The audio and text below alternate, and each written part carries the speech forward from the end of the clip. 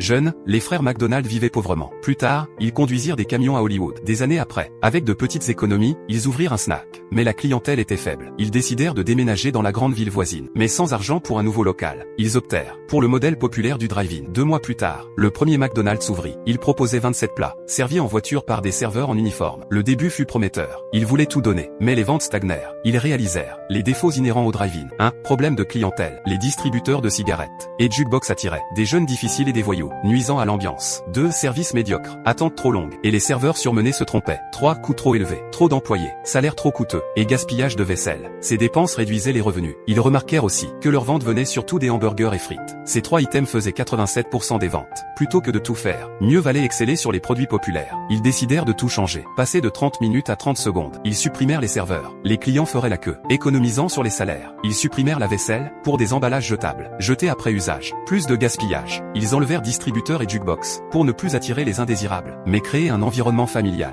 Ils fermèrent temporairement, emmenèrent le personnel sur un cours de tennis, dessinèrent la cuisine au sol pour s'entraîner. Ils décomposèrent chaque détail, redistribuèrent, reconstruisirent, repensèrent chaque étape. Après maintes répétitions, les plans de cuisine furent prêts. Ils les donnèrent aux constructeurs pour rebâtir la cuisine. Ainsi, la première chaîne de production rapide alimentaire naquit. C'était une révolution et un désastre total, car le jour de la réouverture, les clients klaxonnaient comme avant, mais plus de serveurs ne venaient. Mac dut sortir pour expliquer aux clients un par un de venir commander au comptoir. Certains, furieux, repartirent. Ceux qui restaient devaient jeter leurs déchets. Ils n'aimaient pas ça. Dick voulut abandonner, revenir au drive-in, mais Mac voulait réessayer. Alors, les frères organisèrent une grande réouverture. La nuit, ce fut la foule, une grande fête. De nombreux curieux furent attirés. La publicité fonctionna. Le nouveau modèle fut peu à peu accepté. Les clients faisaient la queue au comptoir. En un clin d'œil, McDonald's avait 30 ans d'existence.